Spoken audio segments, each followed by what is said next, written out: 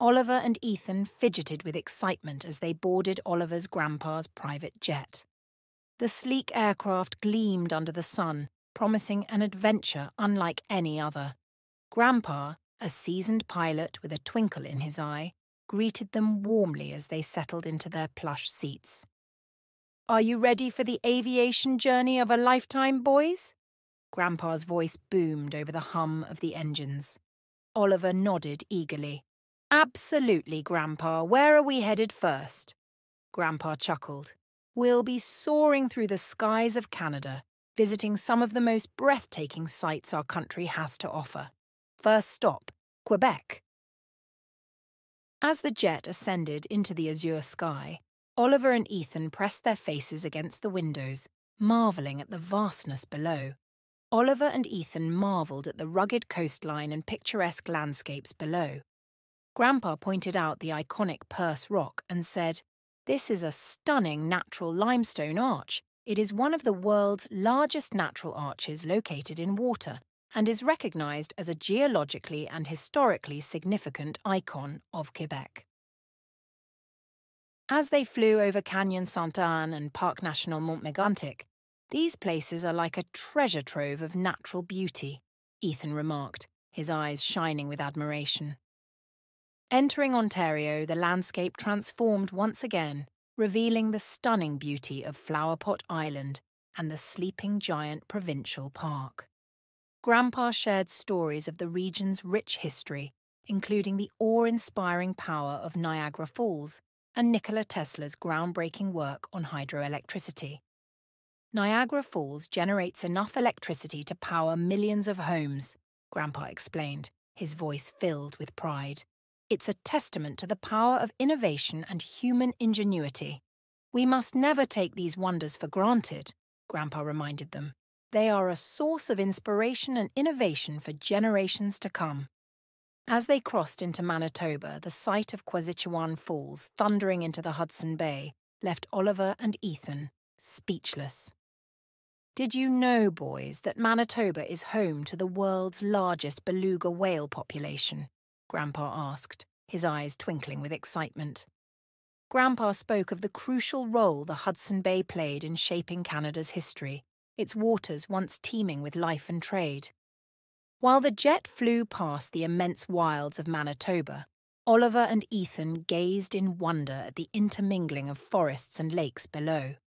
Grandpa pointed out notable landmarks as they flew, including the historic district of St. Boniface. "St. Boniface has a rich history, boys," Grandpa explained, his voice tinged with reverence. "It was founded by French settlers in the early 19th century and served as the centre of Francophone culture in Western Canada. Today, it's known for its charming streets lined with historic buildings and vibrant festivals celebrating French-Canadian heritage." Oliver and Ethan gave a nod of comprehension, their curiosity piqued by the story of days gone by. They made a mental note to explore St. Boniface further on their next visit to Manitoba. As flying over Stonewall Quarry Park, the limestone production heritage, Grandpa shared stories of the quarry's rich history and the importance of preserving our cultural heritage for future generations. As the jet continued its journey, Grandpa pointed out another notable destination on the horizon, Flin Flon. Flin Flon may be known as a mining town, boys, but it's so much more than that, Grandpa said, his voice full of enthusiasm. "It's a city built on rock, both literally and metaphorically. Beyond its rich mining history, Flin Flon is a hub of art, culture, and outdoor adventure." Next, they ventured into the vast expanse of Saskatchewan, where the landscape unfolded like a painting below them. Grandpa guided their gaze to the big muddy Badlands, where ancient rock formations whispered tales of a time long past.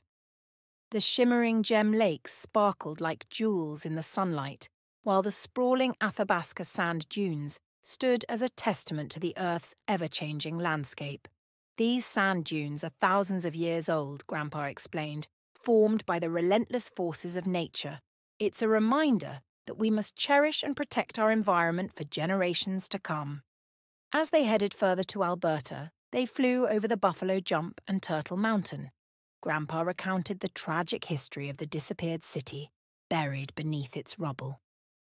The catastrophic landslide resulted in the death of between 70 and 90 residents of Turtle Mountain, which is also known as the Frank Slide. The jet was about to soar over the towering peaks of the Rocky Mountains. Oliver and Ethan marvelled at the breathtaking vistas below, dotted with snow-capped mountains and winding rivers. "Check out that Chinook, boys," Grandpa said, pointing to a warm wind sweeping across the landscape. "It's a fascinating weather phenomenon, unique to this region," Grandpa continued. Chinook winds are known for their rapid warming effect in areas such as Calgary, situated on the Rockies' eastern flanks. Originating from the humid air over the Pacific Ocean, these winds travel east and ascend the Rocky Mountains. The result is a swift rise in temperatures, occasionally soaring by as much as 20 degrees C within mere hours.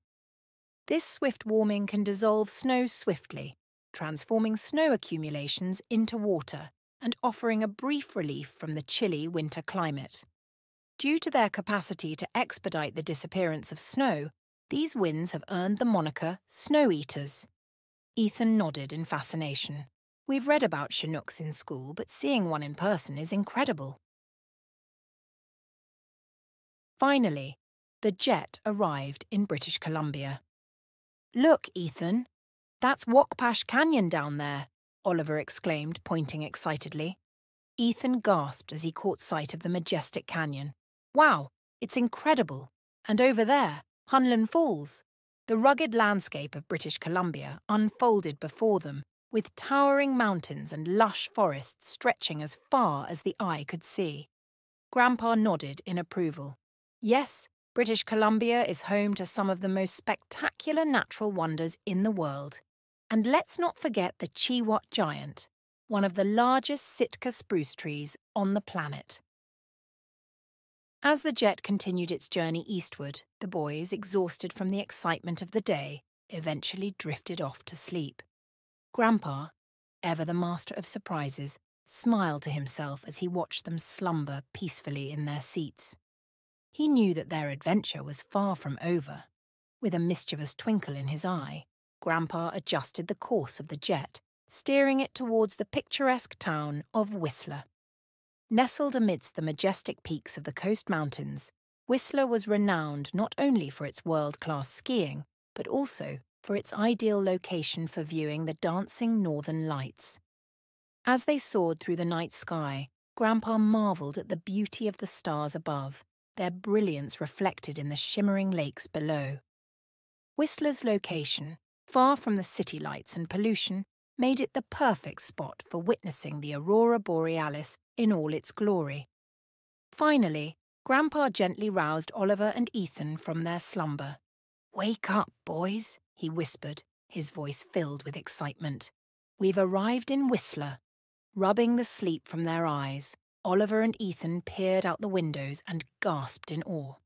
The northern lights, a breathtaking display of shimmering greens and purples, danced across the sky in a mesmerizing symphony of light. It's beautiful," Ethan whispered, his voice filled with wonder. Grandpa nodded, a smile spreading across his face. "Yes, it truly is. Nature's own fireworks display." Together, they watched in awe as the aurora borealis painted the sky with its ethereal glow, a fitting finale to their epic adventure. For Oliver and Ethan, it was a moment they would never forget, a perfect ending to the journey of a lifetime. And as they flew homeward, their hearts full of wonder and gratitude, they knew that they had experienced something truly magical, thanks to the wisdom and guidance of their beloved Grandpa. As they touched down back home, Oliver and Ethan exchanged a knowing glance, their hearts filled with gratitude for the unforgettable journey they had experienced. "Thank you, Grandpa," Oliver said, his voice filled with emotion. "This was truly the adventure of a lifetime." Grandpa smiled warmly at the boys. "It was my pleasure, boys. Remember, the sky's the limit when it comes to exploring the world around us." Just remember to always tread lightly and leave nothing but footprints behind. As they touched down on solid ground, Oliver and Ethan knew that their skybound odyssey had come to an end. But the memories of their epic journey would stay with them forever, inspiring them to protect and preserve the beauty of our planet for generations to come.